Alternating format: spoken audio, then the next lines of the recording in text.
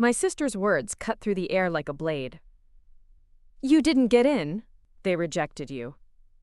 The declaration hung in our shared bedroom before I'd even had a chance to open the envelope myself. 5 seconds. That's all it took for her to destroy the dream I'd worked toward for 4 years. The thick cream envelope from Westridge University lay torn open on her desk, my name clearly printed on the front. My future, ripped open without permission. The acceptance packet I'd been waiting for had arrived while I was at my part-time job, and now Emma stood between me and everything I'd worked for, a satisfied smirk playing on her lips. Before we jump back in, tell us where you're tuning in from, and if this story touches you, make sure you're subscribed, because tomorrow, I've saved something extra special for you. My name is Rachel, I'm 18, and this is the story of how I reclaimed my future from someone who tried to steal it from me. From the window seat of our bedroom, Emma watched me with that perfect posture she'd practiced for years, her blonde hair falling in waves around her shoulders. She looked like she belonged in a magazine, the golden child, the star, the one who never had to try. Meanwhile, I stood frozen in the doorway, still in my coffee-stained work uniform, the scent of espresso clinging to my clothes after an 8-hour shift. Don't look so shocked, Emma continued, tossing the envelope onto her pristine desk. They only take exceptional students. You should have known better than to even apply. My tongue felt weighted, useless. 4 years of straight A's in advanced classes, 3 years as editor of the school newspaper, countless weekends volunteering at the literacy center instead of going to parties. All of it crushed in an instant because my sister had decided to intercept my mail. Let me see it, I finally managed, my voice smaller than I intended. I stepped forward, reaching for the envelope, but Emma shifted, blocking my path. What's the point? I'm just saving you from embarrassment, she said, her voice dripping with false concern. Besides, with the full ride I got to Princeton, Mom and Dad can't afford to send you anywhere decent anyway. The familiar weight of comparison settled on my shoulders. Emma, 2 years older, infinitely more confident, and seemingly perfect in every way. The daughter who never disappointed our parents, who collected achievements like trophies. And then there was me, quiet, determined, invisible unless I was being measured against my sister's accomplishments. I'd applied to Westridge in secret, after Emma had announced her Princeton acceptance at Thanksgiving dinner last year, complete with a full scholarship. I'd known my own college dreams would become secondary.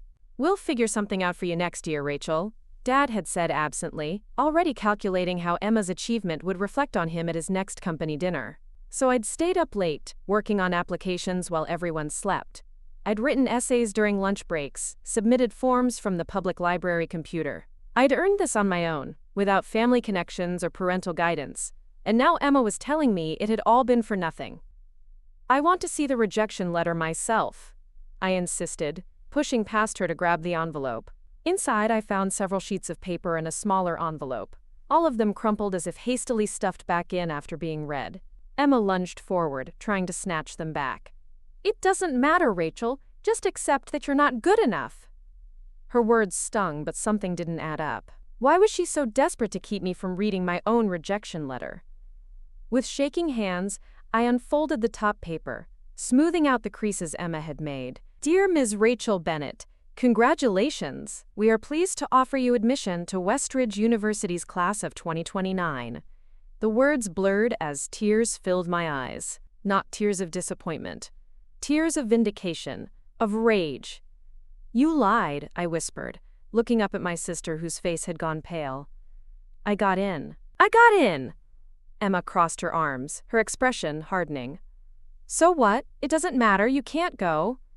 I continued reading, my heart pounding in my ears. We are also pleased to award you the prestigious Westridge Excellence Scholarship, covering full tuition and housing for 4 years. The room seemed to tilt. A full scholarship. Everything I needed to attend without burdening my parents, without competing with Emma for financial support. And she had tried to hide it from me. Emma's face contorted with something ugly. Jealousy, maybe, or fear. For the first time in our lives, I had achieved something she couldn't diminish or overshadow. They made a mistake, she spat. It was probably meant for someone else. I clutched the acceptance letter to my chest, a shield against her words. Why would you do this? Why would you lie about something so important? Preparing and narrating this story took us a lot of time, so if you are enjoying it, subscribe to our channel. It means a lot to us. Now, back to the story. Emma didn't answer immediately. She turned away, staring out the window at the suburban landscape we'd both grown up desperate to escape. You weren't supposed to get a better offer than me, she finally said, her voice small but sharp. Princeton is supposed to be better than Westridge. My scholarship only covers tuition, not housing. You weren't supposed to beat me. In that moment, I saw my sister clearly for perhaps the first time. Not as the perfect golden child, but as someone so afraid of being second best that she would sabotage her own sister's future. The realization should have broken my heart, but instead it straightened my spine. I'm going to tell Mom and Dad, I said, gathering all the papers and stuffing them back into the envelope. They need to know what you tried to do. Emma laughed, but it sounded hollow. Go ahead. They won't believe you. They never do. She was right, and we both knew it. Since childhood, it had always been Emma's word against mine, and my parents, dazzled by her charm and achievements, had always taken her side. When items went missing from my room, when rumors spread about me at school, when opportunities mysteriously fell through, Emma had always been there, innocent-looking and supportive in front of our parents while sabotaging me behind their backs. I clutched the envelope tighter. This time was different. This time I had proof. I found our parents in the kitchen, Dad reviewing work documents at the table while Mom prepared dinner. They looked up when I entered, Emma trailing behind me with a strange mix of defiance and nervousness on her face. I got accepted to Westridge University, I announced, my voice stronger than I expected, with a full scholarship covering everything. Dad's eyebrows rose in surprise. Mom turned from the stove, wooden spoons still in hand. That's wonderful, honey, she said, glancing at Emma as if seeking confirmation that this could possibly be true. Emma opened my mail and lied to me, I continued, placing the crumpled envelope on the table. She told me I was rejected when I wasn't. The kitchen fell silent. Dad picked up the envelope, examining the torn edge, then removed the acceptance letter and scholarship offer. His expression darkened as he read. Emma? Mom asked, her voice uncertain. What is Rachel talking about? My sister stepped forward, her perfect composure slipping just slightly. It was just a joke, she said, forcing a laugh. I was going to tell her later. I just wanted to surprise her. By telling me I was rejected, I countered, anger giving me courage I rarely showed in family confrontations. By crumpling my acceptance letter and trying to hide my scholarship, Dad looked up from the papers, his face unreadable. This scholarship is impressive, Rachel. Full tuition, housing, even a stipend for books. He turned to Emma. Did you really try to hide this from your sister? Emma's eyes darted between our parents, calculating her next move. You don't understand, she began, her voice taking on the slight tremor she used when she wanted sympathy. I was protecting her. Westridge isn't even that good. She'd be setting herself up for failure. Westridge is ranked in the top 20 nationally for their journalism program, I countered, which is what I want to study. Mom sank into a chair, looking bewildered. Emma, tell me you didn't really do this. My sister's facade cracked then, just for a moment. It's always been about me, she snapped. I'm the one who gets the achievements, the attention, the scholarships. She's just trying to one-up me now. The raw honesty of her outburst stunned us all into silence. Dad carefully refolded the acceptance letter and handed it back to me. Congratulations, Rachel, he said quietly. We're very proud of you. Such simple words, yet I'd waited 18 years to hear them. Emma made a small, wounded sound and stormed out of the kitchen. Mom looked torn, as always when forced to acknowledge that her golden child wasn't perfect. I'll talk to her, she murmured, following Emma upstairs. Left alone with my father, I waited for him to return to his work, to dismiss my achievement as he had so many times before. Instead, he gestured for me to sit. I didn't know you were applying to Westridge, he said, his tone not accusatory but curious. I shrugged, still clutching my precious envelope. You were busy with Emma's college process. I didn't want to add to that. He winced slightly. Have we been that obvious in our favoritism? The question was so unexpected that I didn't know how to respond. For years, I'd watched my parents shower Emma with attention, praise, and resources while I faded into the background. I'd convinced myself it was normal, that Emma simply deserved more because she was louder about her accomplishments, better at making them notice her. It's okay, I said automatically. I understand. Dad shook his head. No, it's not okay, and the fact that you think it is, that's on us. He sighed deeply, running a hand through his graying hair. Your mother and I, we got caught up in Emma's intensity. She's always demanded attention, and we gave it to her, but that doesn't mean we love you any less, or that we're not proud of what you accomplish. I wanted to believe him, but years of evidence suggested otherwise. You don't have to say that just because I got a scholarship. I'm saying it because it's true, and because your sister's behavior has forced me to see something I should have addressed long ago. He leaned forward, his expression serious. Emma has always been competitive, but this crosses a line. She tried to rob you of an opportunity you earned through your own hard work. The validation felt surreal, like I'd stepped into an alternate reality where my feelings and achievements actually mattered to my family. What happens now? I asked. Dad looked thoughtful. You accept the scholarship, of course. And your mother and I have a serious conversation with Emma about boundaries and consequences. For the first time since finding my opened mail, I allowed myself to fully feel the excitement of my acceptance. Westridge University, my dream school, with a program perfectly aligned with my interests, and a scholarship that meant I could attend without financial stress. I'd done this completely on my own, without parental connections or guidance. The achievement was entirely mine. There's something else you should know, Dad said, interrupting my thoughts. The admissions office called here yesterday, looking for you. They said they'd been trying to reach you by email but hadn't heard back. My heart skipped. What did they want? They mentioned something about an additional honors program they're considering you for. They asked if you could call them back. I froze, realization dawning. Emma must have seen the voicemail notification. That's why she opened my mail. She already knew I was accepted. Dad's expression hardened. Call them back first thing tomorrow. Don't let your sister's actions impact this opportunity. I nodded, determination replacing the hurt and anger I'd felt earlier.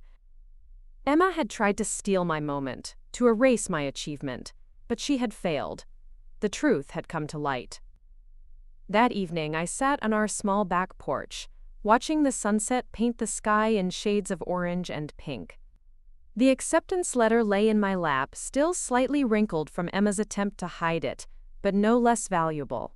From inside the house, I could hear the muffled sounds of my parents talking to my sister, their tones serious and firm.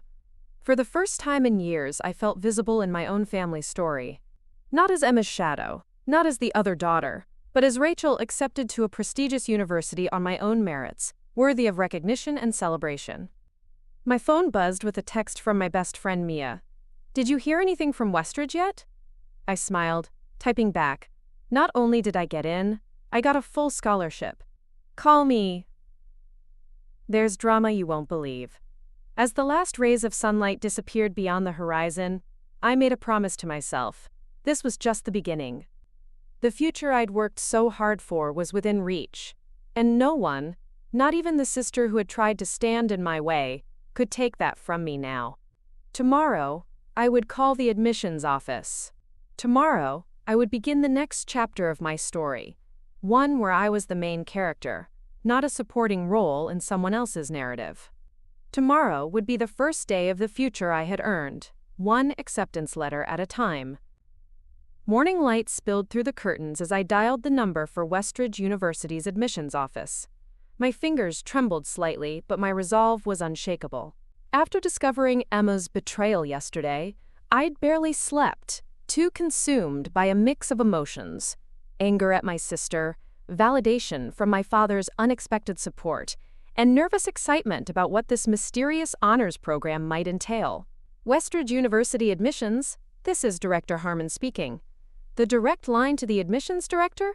My mouth went dry as I introduced myself. Rachel Bennett! We've been hoping to hear from you. Her voice was warm, enthusiastic.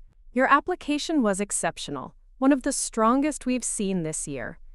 Pride bloomed in my chest, a feeling so unfamiliar, it almost hurt. Thank you. My father mentioned you called about an honors program? Yes, we select only 5 incoming freshmen annually for our Presidential Scholars Initiative.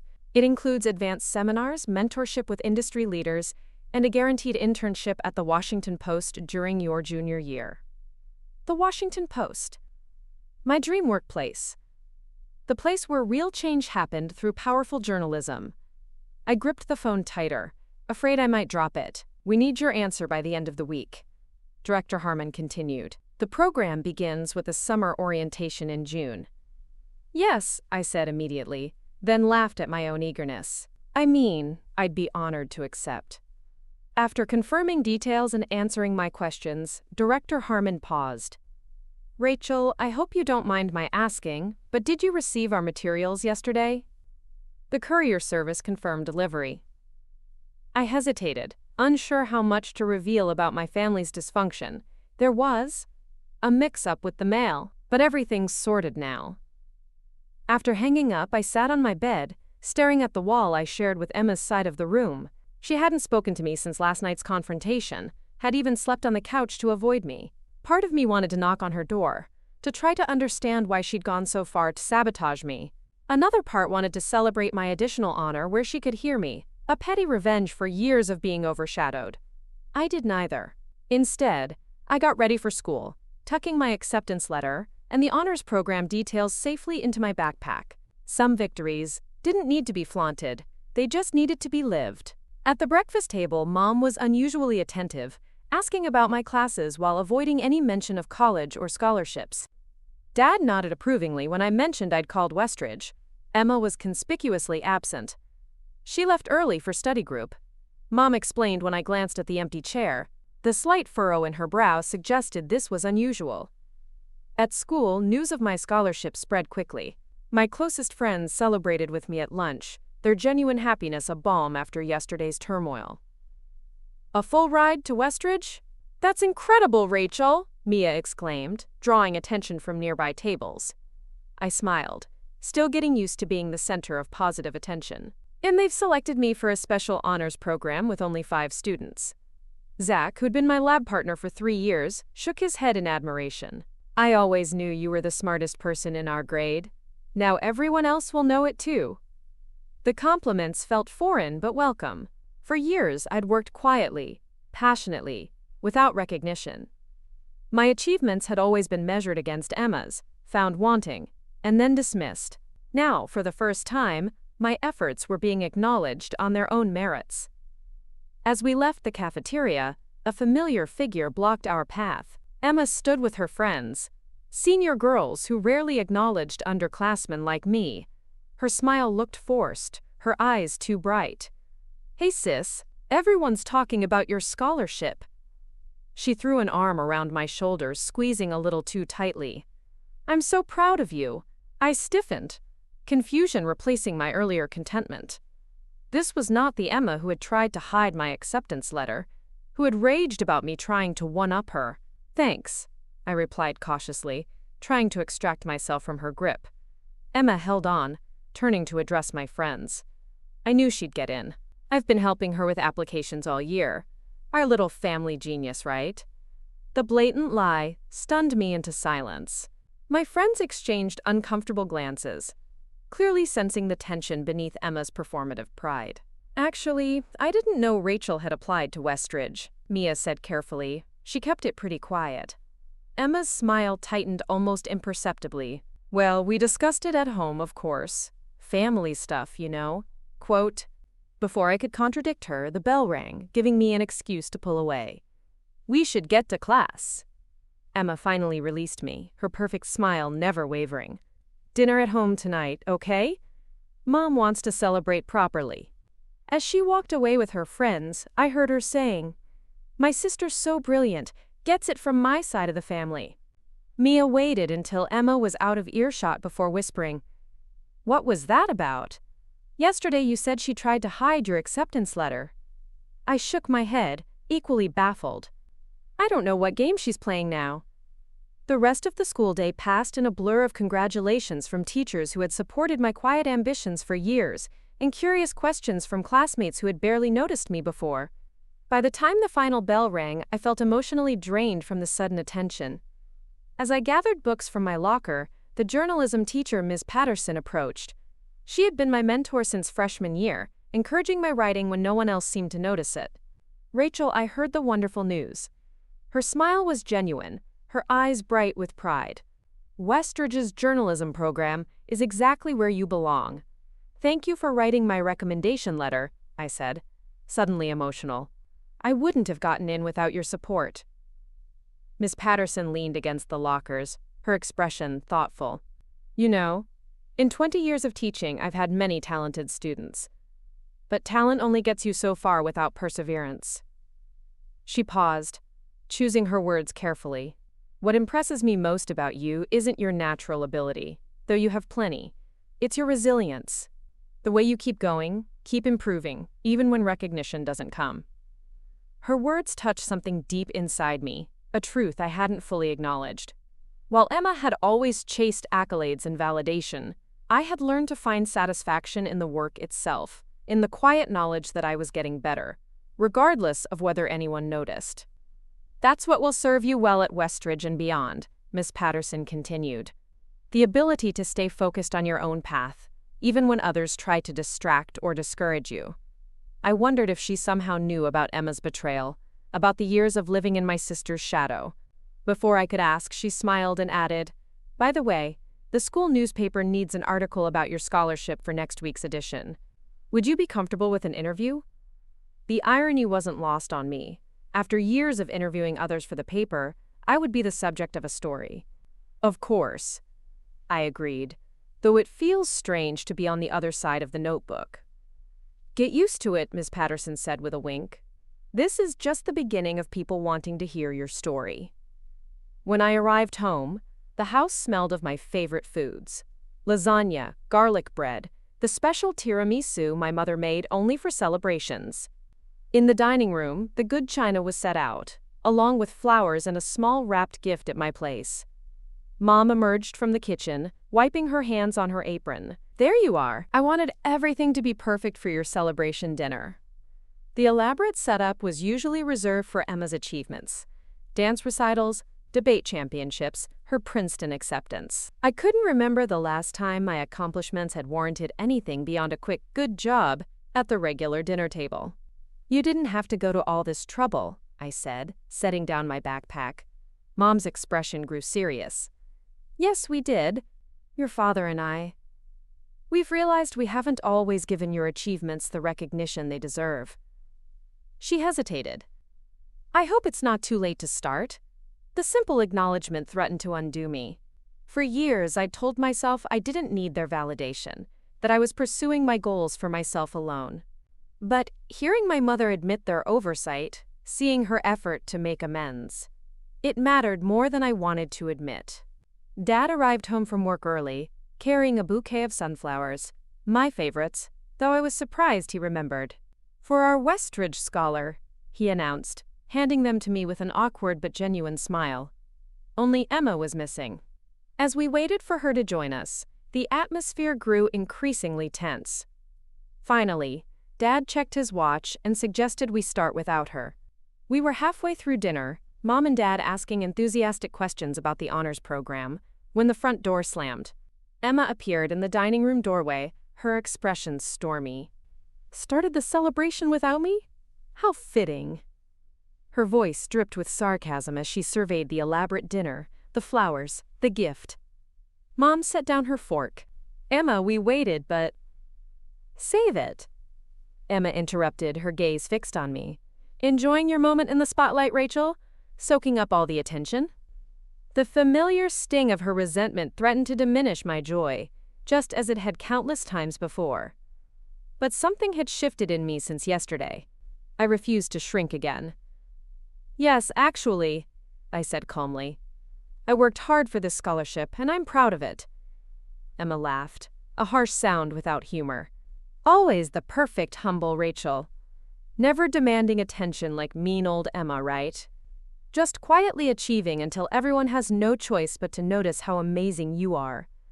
Dad stood, his patience clearly at an end. That's enough, Emma. We're celebrating your sister's achievement tonight. If you can't be supportive, perhaps you should excuse yourself. Emma's eyes widened in disbelief. Never, in all our years growing up, had our parents directly confronted her behavior toward me. The invisible shield that had always protected her from consequences seemed to be cracking. Supportive? She echoed. Like Rachel was. Supportive? When I got into Princeton? When she spent the whole night talking to Aunt Jen about how state schools have better journalism programs anyway. I stared at her, genuinely confused. What are you talking about? I never said that. Emma's face flushed. I heard you on the phone with her. You were trying to diminish my achievement, just like you're trying to one-up me now with this scholarship. The accusation was so wildly inaccurate that for a moment I couldn't respond.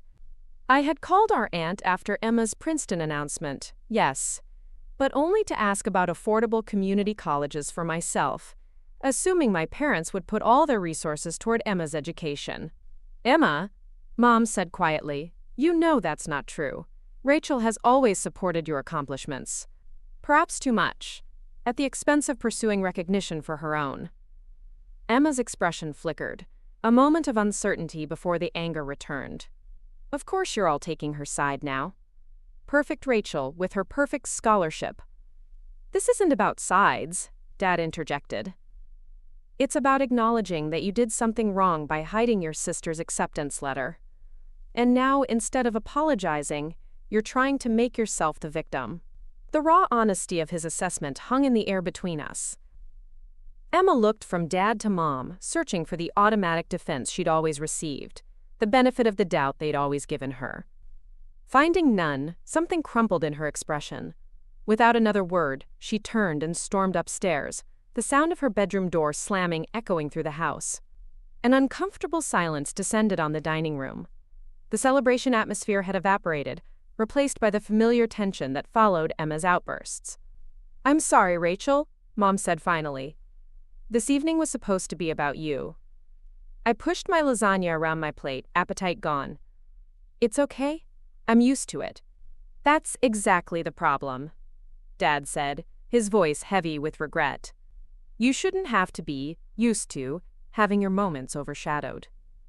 We finished dinner in subdued conversation, the elaborate tiramisu tasting bittersweet.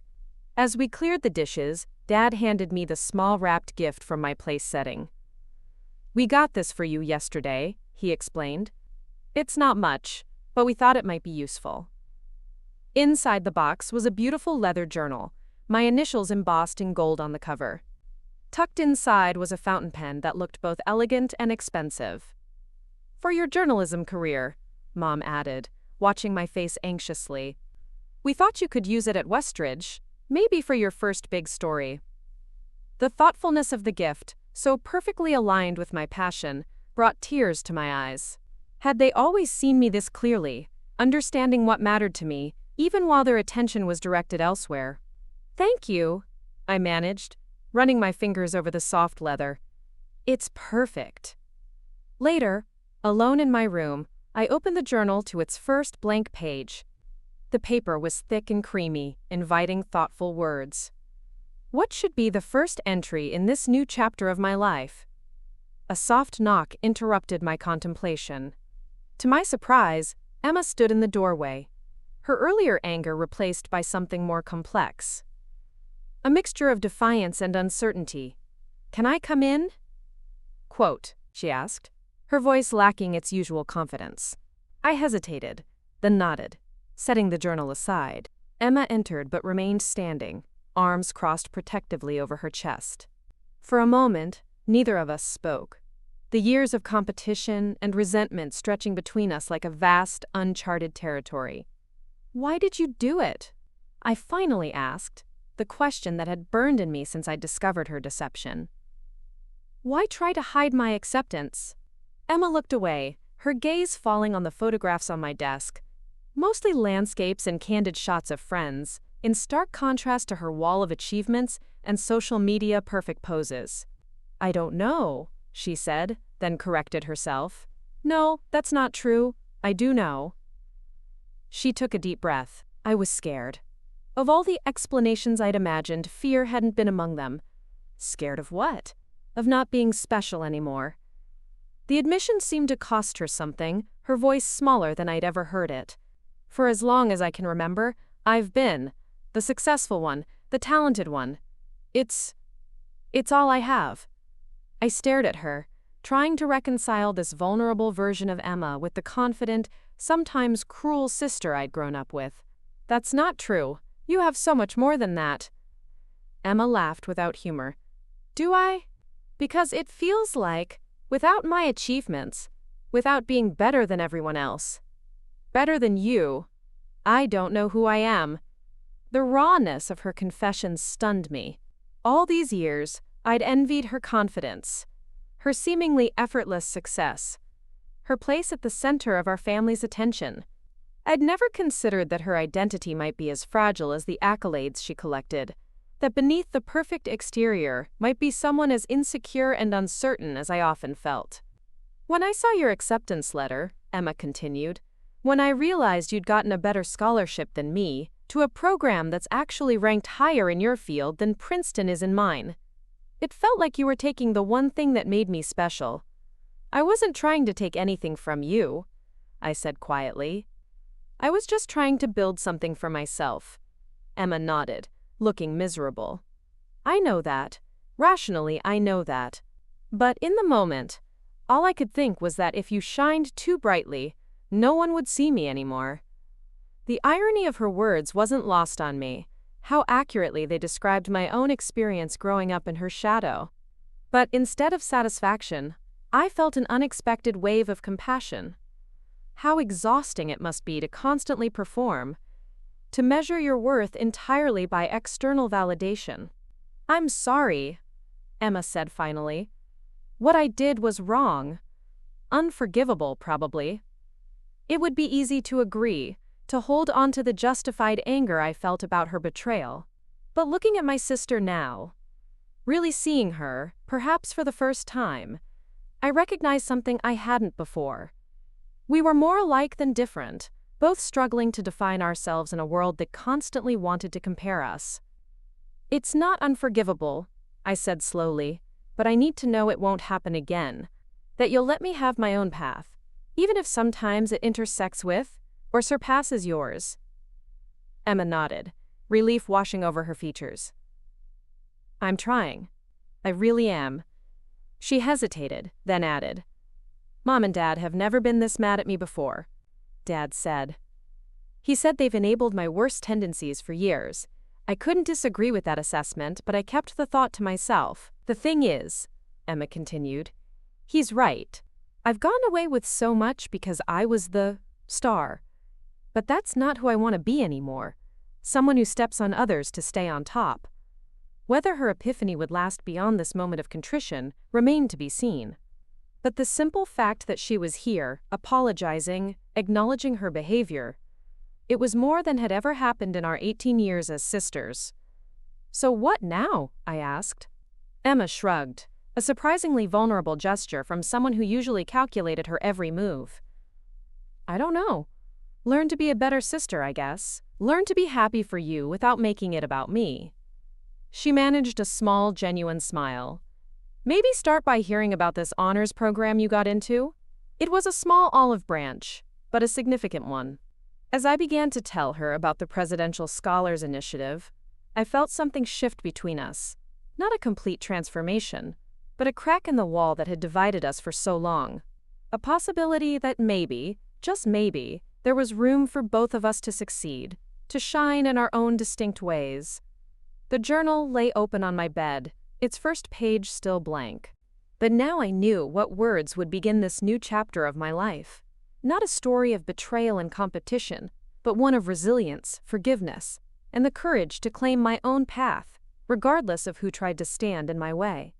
The Westridge University campus sprawled before me like something from a dream.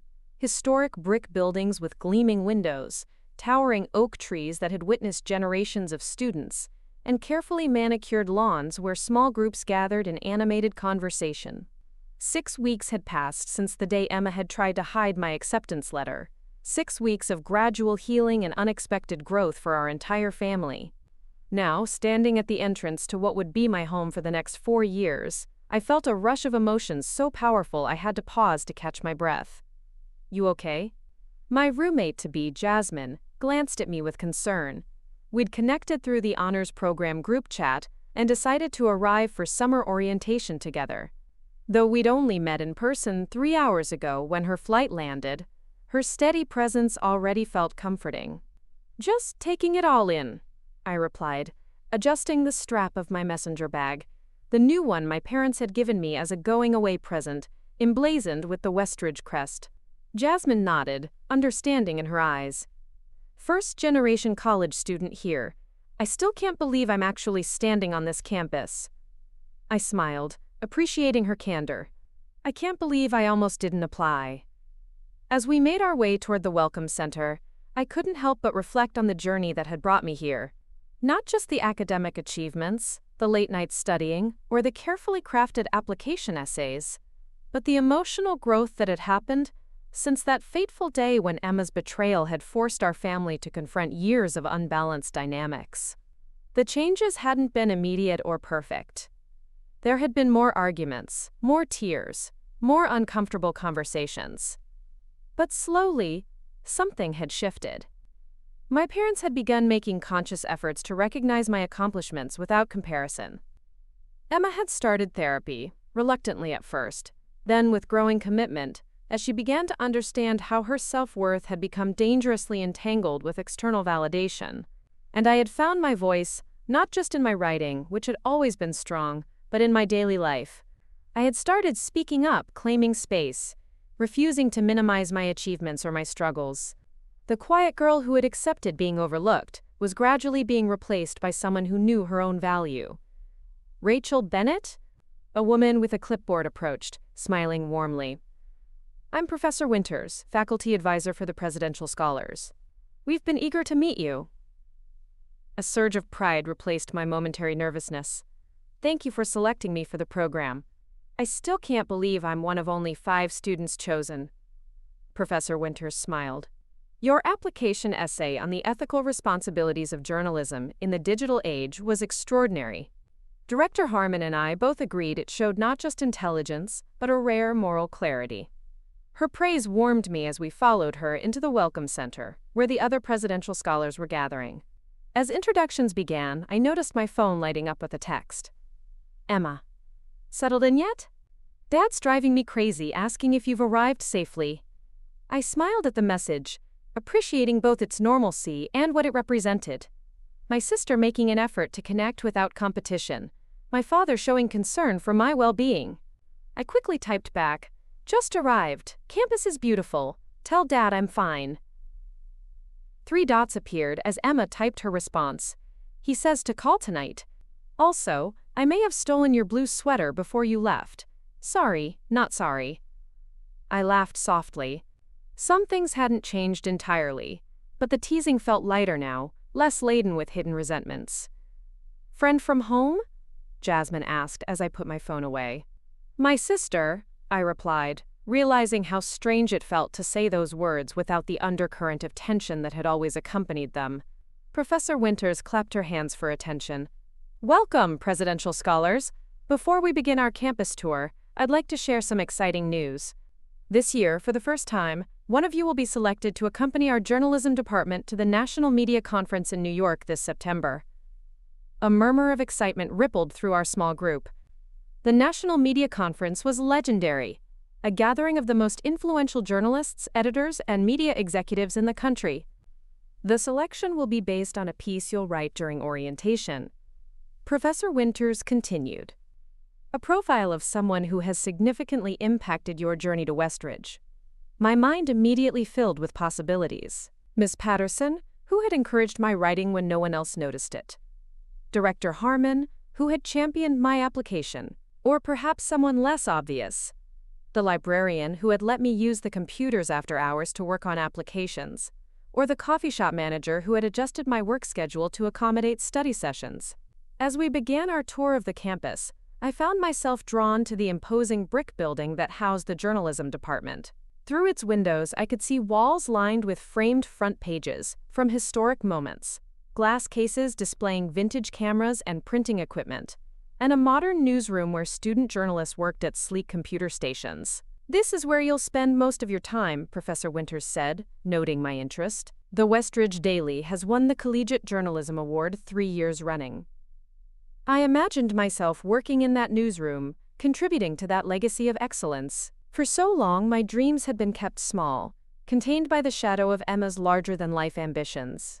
Now, standing on the threshold of this opportunity, I allowed myself to dream bigger than I ever had before. That evening, after orientation activities had concluded, I sat cross-legged on my new dorm bed, laptop open to a blank document. The profile assignment weighed on my mind. Whoever I chose to write about would reflect not just my writing abilities, but my values, my understanding of influence and impact. My phone rang. My father, right on schedule. "Hey, Dad," I answered, hearing the smile in my own voice. "Rachel, how was your first day?" His enthusiasm was palpable, so different from the distracted acknowledgments I'd grown accustomed to over the years. I described the campus, the honors program, the other scholars I'd met. He listened attentively, asking questions that showed he was truly engaged. "And how are you feeling? Nervous? Excited?" The genuine concern in his voice still surprised me, even after weeks of our new, more balanced family dynamic. "Both," I admitted. "There's this opportunity to attend a major journalism conference in New York, but I have to write a profile to compete for it." "You'll write something brilliant," he said with such certainty that I felt a flush of pleasure. "Who will you write about?"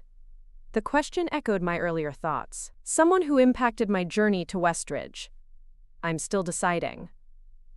There was a pause before he spoke again, his voice softer. "I know I wasn't always supportive of your dreams. I wish I could go back and change that." His words touched something tender within me. "You're supporting me now. That's what matters." After we hung up, I stared at the blank document on my screen, the cursor blinking patiently. Who had truly impacted my journey? The answer, when it came, surprised me. I began to type. The person who most influenced my path to Westridge University never meant to do so. In fact, for most of my life, she stood as the greatest obstacle between me and recognition of my potential. That person is my sister, Emma. The words flowed easily after that, pouring out in a rush of insight and emotion. I wrote about growing up in Emma's shadow, about the day she tried to hide my acceptance letter, about the painful but necessary reckoning that followed. But I also wrote about the unexpected gift her betrayal had given me, the catalyst that forced our family to see patterns that had been invisible for too long, the crisis that ultimately led to healing. In trying to dim my light, I wrote, "My sister inadvertently taught me how brightly I could shine. In attempting to define my story through her actions, she forced me to claim my narrative more powerfully than I ever had before." The journey to Westridge wasn't just about academic achievement or professional aspiration. It was about discovering that my voice matters, that my achievements stand on their own, and that recognition begins with self-recognition. I worked through the night, refining sentences, deepening insights, finding the universal truths within my personal experience. By morning, exhausted but exhilarated, I had a piece that felt honest, complex, and ultimately hopeful.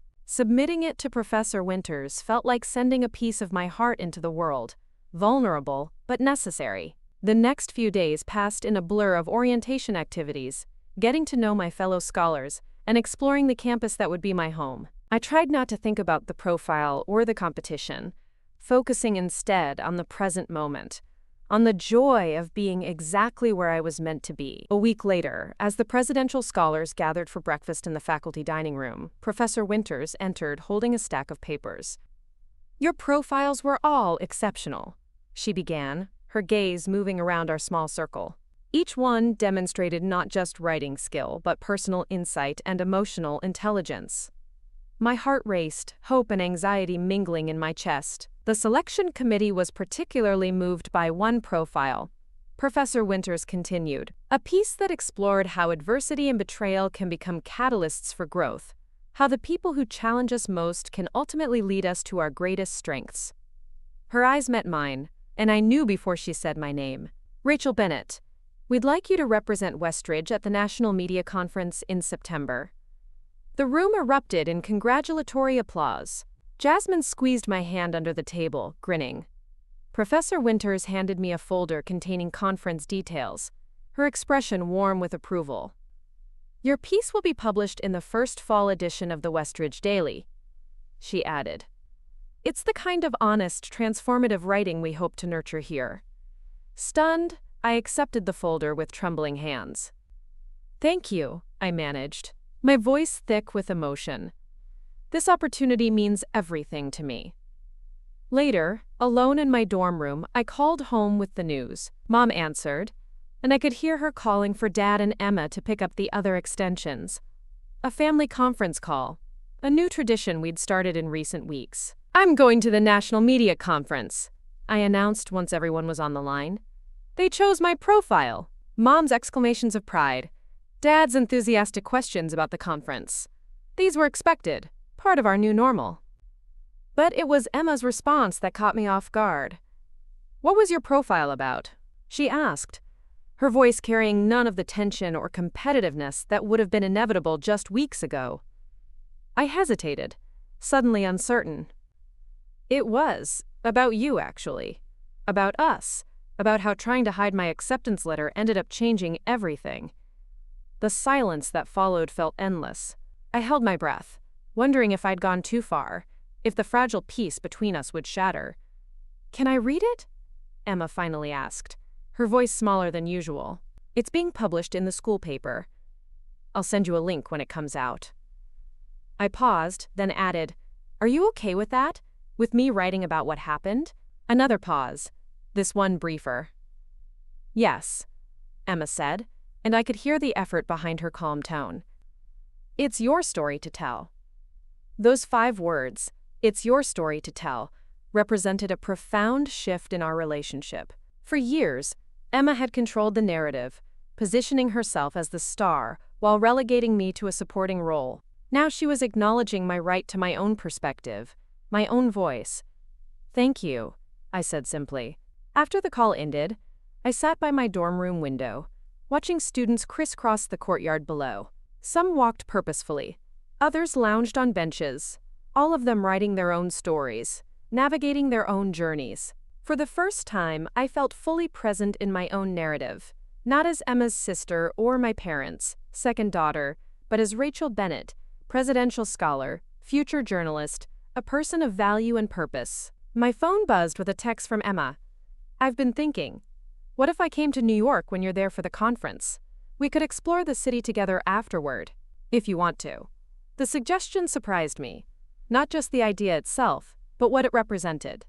Emma wanting to share in my achievement rather than compete with it, offering companionship rather than comparison. I texted back, I'd like that.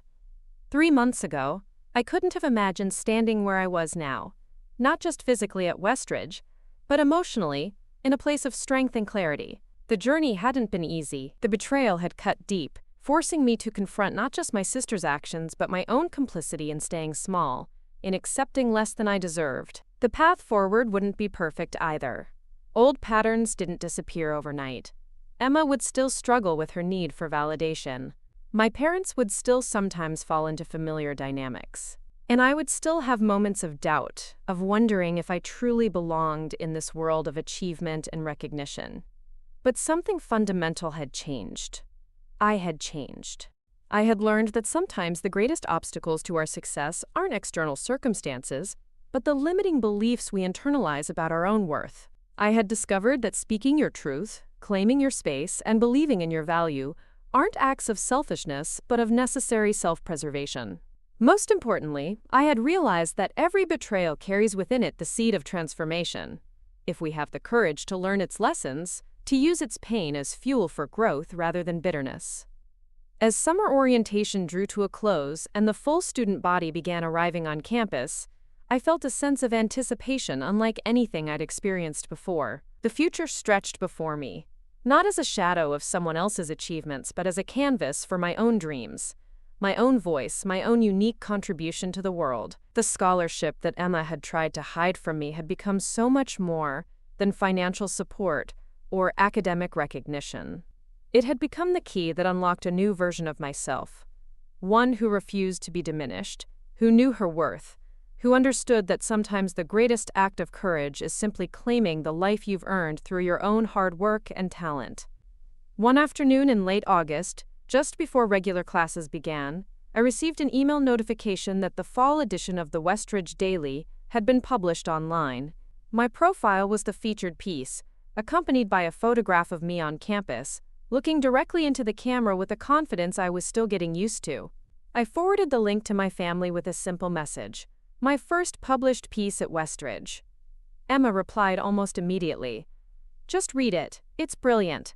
And I deserved every word. Her unexpected honesty brought tears to my eyes. This, perhaps, was the greatest victory.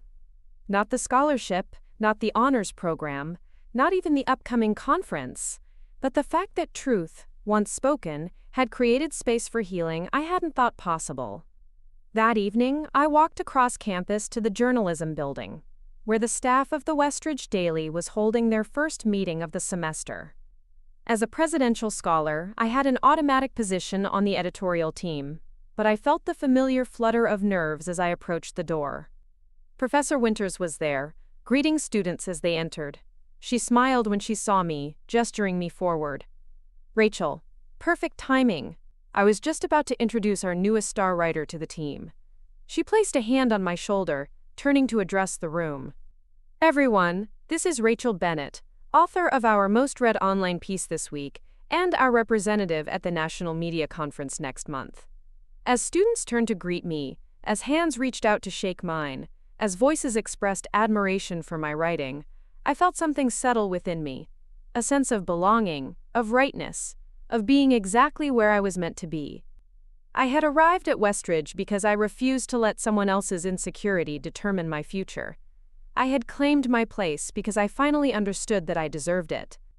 And I would make the most of this opportunity, not despite the obstacles that had been placed in my path, but because of how they had forced me to become stronger, more determined, more authentically myself. The journey that had begun with a stolen letter had led me here, to a place where my voice mattered, where my talent was recognized, where my future was limited only by the scope of my own ambition and courage. And as I took my seat at the editorial table, ready to contribute to my first staff meeting, I knew that this was just the beginning. Whatever challenges lay ahead, I would face them with the knowledge that I had already overcome the most difficult obstacle of all, the belief that I was somehow less deserving, less capable, less worthy of success than anyone else. That belief had been shattered the moment I refused to let my sister's betrayal define me, the moment I insisted on seeing the acceptance letter with my own eyes, the moment I chose to fight for the future I had earned. And in its place had grown something far more powerful, the unshakable certainty that my story was my own to write, my path was my own to walk, and my light was my own to shine, no matter who tried to dim it. As Professor Winters called the meeting to order, I opened my leather journal, the gift from my parents that now contained the beginnings of articles, essay ideas, and personal reflections. On a fresh page, I wrote a single sentence. The greatest gift we can give ourselves is permission to be as brilliant as we truly are. It was a truth I had learned the hard way, through betrayal and pain. But it was also the truth that had set me free, that had brought me to this moment of possibility and promise. And it was the truth I would carry forward, not just in my writing, but in every aspect of my life. The knowledge that sometimes, the people who try to hold us back end up being the very ones who propel us toward our greatest destiny. Up next, you've got 2 more standout stories right on your screen. If this one hit the mark, you won't want to pass these up. Just click and check them out. And don't forget to subscribe and turn on the notification bell so you don't miss any upload from us.